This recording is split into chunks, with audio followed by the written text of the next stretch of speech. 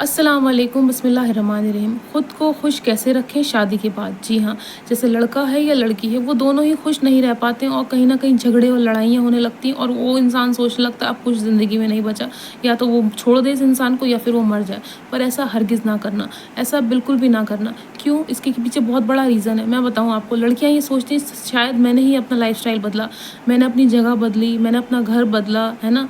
मैंने लोग बदले, फैमिली दूसरी है, चीज़ें दूसरी हैं, मतलब हर चीज़ दूसरी, खाने-पीने का स्टाइल, सोने, उठने-बैठने का, लड़की के लिए सब कुछ बदल जाता है, जब लड़की शादी होके जाती।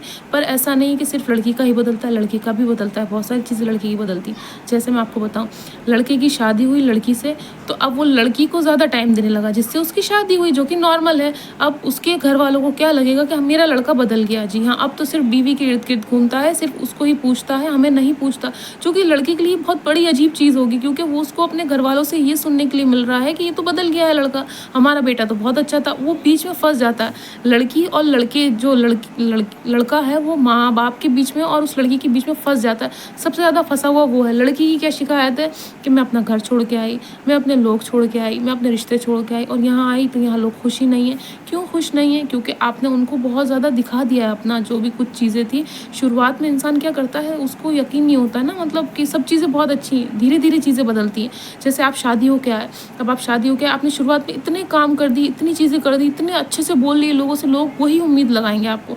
उनको फ़र्क नहीं पड़ेगा कि आप जो है आप बदल गई हैं या ये हो गया, ये वो हो गया। क्यों? शुरुआत में जब आप आए, आपने ज़रूरत से ज़्यादा काम कर दिया किचन में, आपने ज़रूरत से ज़्यादा अच्छे से बोल लिया, आपने चीज़ें अपनी उठा-उठा के दे दी। वो बहुत बड़ी मिस्टेक है। क्यों? क्योंकि आपको नहीं पता सामने वाला इंसान कब बदल जाएगा, कब चेंज हो जाएगा, उसके अंदर कब बदलाव आ जाएगा, ये आप नहीं जानते। तो जब आपकी शुरुआत में शादी हो, तो आप जो भी आपके पास चीज़ें हैं या जो भी चीज़ आप कर सकते हैं वही बताएँ, उससे ज़्यादा ना बताएँ। शुरुआत में इतना काम ना करें कि लोग आपसे आगे भी इतनी ही उम्मीद लगाएँ कि नहीं, इसको सभी वही करना है। जैसे किचन का काम, बाहर का काम, घर का काम, बच्चों का काम, या बहुत सारे ऐसे काम होते हैं जो औरत सब कुछ अपने ऊपर ले लेती है शुरुआत से ही। पर शुरुआत में ये गलती नहीं करनी। पर मैं ये नहीं कह रही हूँ कि आपको काम नहीं करना चाहिए, काम करना चाहिए। इंसान अपने माँ-बाप के घर में भी अपना काम करता ही है। वैसे ही जब वो दूसरी जगह शादी होके जा रहा है, वहाँ पर भी करना पड़ता है। शुरुआत में लड़के के घर वालों को ये चाहिए है कि लड़की को ये पूछें, बेटा आप क्या-क्या काम कर सकती हो और कैसे कर सकती हो? अगर उसको नहीं आता, आप धीरे-धीरे सिखाएँ। जैसे हम अपनी औलाद को सिखाते हैं, अपने बच्चे को सिखाते हैं, वैसे ही उस लड़की को सिखाएँ। उस पे थोप ना दें, है ना? क्योंकि हम लाएँ 18, 19, 20, 25 साल की लड़की शादी करके और उससे हम उम्मीद लगा रहे हैं 50 साल वाली औरत की, तो ये सब चीज़ें गलत हैं। हमें 50 साल की औरत की उम्मीद नहीं लगानी, नहीं तो उस लड़की की ज़िंदगी खराब हो जाएगी और वो हमेशा अपने अंदर ये सोचेगी मैं किसी काम की नहीं हूँ, मैं किसी लायक नहीं हूँ, या तो लोग खुश ही नहीं होते। आप कितना भी कर देंगे, लोग खुश नहीं होंगे आपसे। जी हाँ, तो ऐसी गलती ना करें। शुरुआत में कम से कम मिनिमम काम करें, मिनिमम लोगों से बात करें, बहुत ज़्यादा बात ना करें, बहुत ज़्यादा अपने दिल की बातें ना कह दें। उससे क्या होगा, लोग फिर वही उम्मीद लगाएँगे। फिर जैसे ही आप सोचेंगे कि मैं अब कंट्रोल कर लूँ खुद को, कम काम करूँ, तो आप सबसे ज़्यादा बुरी बन जाएँगी। आप ससुराल वालों के सामने सबसे बड़ी दुश्मन बन जाएँगी। आप कम बोलेंगी तो लोग सोचेंगे अरे ये तो बदतमीज़ हो गई, पहले तो अच्छे से बात करती थी। आप अपने दिल की राज़, दिल की बातें नहीं बताएँगे, तब भी आप बुरे बनेंगे। तो आप ऐसी गलती ना करें शुरुआत में, जो बाद में आपको भुगतने को मिले। तो जिन लोगों की नई शादी हुई हुई, उन लोगों के लिए बहुत अच्छा मैसेज है कि शुरुआत से ही कंट्रोल रखें। ऐसा भी नहीं कि आप बदतमीज़ हो जाएँ, सलाम दुआ ना करें, बातचीत ना करें, नहीं, बातचीत करनी चाहिए इंसान को और समझना चाहिए। अगर आपको कोई सिखा रहा है, तो आपको ज़रूर से सीखना चाहिए। उसको सामने वाले को भी ये चाहिए है कि उस बच्ची को या उस लड़की को इस तरह से सिखाए कि वो सीख जाए। उस पे ज़िम्मेदारी ना डालें। उसको ये बताएँ बेटा हमारे यहाँ इस तरह से बनता है खाना, तो आप एक बार खुद बना के दिखाएँ ना उसको। बेटा ऐसे आप डायरेक्ट कह देंगे जाइए बनाइए आप खाना, तो वो कैसे बना लेगी? उसको पता ही नहीं आप कम मिर्ची, तेज़, कम नमक, कैसे तेल, किस तरह से क्या चीज़ें करते हैं, वो उसको नहीं पता है सारी चीज़ें। तो वो लड़के के माँ-बाप को या लड़के के माँ को चाहिए कि उसको धीरे-धीरे सिखाएँ कि कैसा है क्या। 1-2 महीने उसको एडजस्ट करने दें, उसको दिखाएँ बेटा हमारे घर का माहौल ऐसा है, हम इतने बजे सोते हैं, इतने बजे उठते हैं, हम इतने बजे सब चीज़ें करते हैं।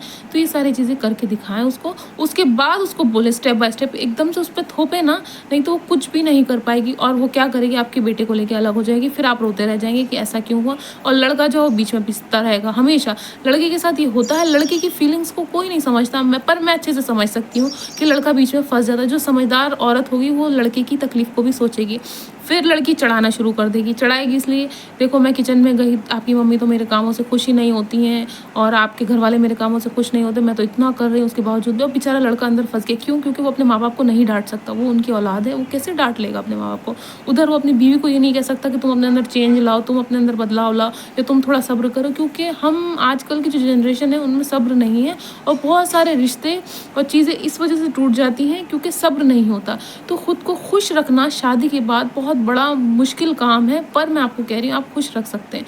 क्यों? क्योंकि आपको लोगों से उम्मीद कम लगानी है। जैसे लड़की है, शादी होके गई, आप जिस दिन आपकी शादी हो जाए उस दिन ये सोचिएगा आप दुख सुख के साथ ही आप अकेली। आपको उम्मीद नहीं लगानी, ना उस लड़के से जिससे आपकी शादी हुई, ना उसके घर वालों से, ना पीछे जो आपके लोग हैं, अपने माँ बाप, अपने भाई बहन, उनसे भी मत लगाइए आप उम्मीद। क्योंकि रिश्ते बदल जाते हैं शादी के बाद, वो वैसे नहीं रहते हैं। हम सोचते हैं वैसे ही रिश्ते रहते हैं, नहीं रहते। फिर आपको आपका सब कुछ खुद करना। एक बार आपने शादी कर ली, चाहे लड़की हो या लड़का, उसके बाद आपको अपना खुद करना है। आपको किसी से उम्मीद नहीं लगानी। अगर आप बीमार होते हैं, आप ये उम्मीद लगाएंगे शायद आपको कोई पूछे, नहीं पूछेगा। मैं आपको लिख के दे दूँ, चाहे लड़के के घर वाले हों या शायद आपके माँ बाप भी आपको इतना नहीं पूछेंगे बेटा, क्योंकि आपकी शादी हो गई है, ठीक है। और दूसरी चीज़ ये है कि हम उम्मीद लगा के बैठेंगे तो हमारा दिल टूटेगा, हम अंदर से जो है टूटते जाएंगे। तो सबसे पहली चीज़ ये, आप जब आपकी शादी होगी, आप बीमार होंगे, आपके बच्चे पैदा हो रहे होंगे, आप बच्चे पाल रहे होंगे, आप किसी भी तरह की तकलीफ में होंगे, आपको कोई भी साथ नहीं देगा। आपको अपना साथ खुद देना है।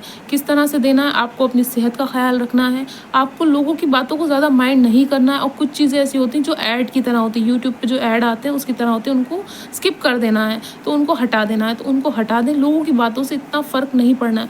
दूसरी चीज़ ये है, आपको जो भी कमियां हैं मियाँ बीवी में, वो आप एक दूसरे से बताएं, आप बाहर ना बताएं। ना लड़की ये गलती करे कि अपने माँ बाप से बताएं, ना लड़का ये गलती करे कि अपनी बीवी की कमियां अपने माँ बाप को बता रहा है। बिल्कुल ना बताएं, हरगिज़ ना बताएं, नहीं तो आपका रिश्ता टूट जाएगा।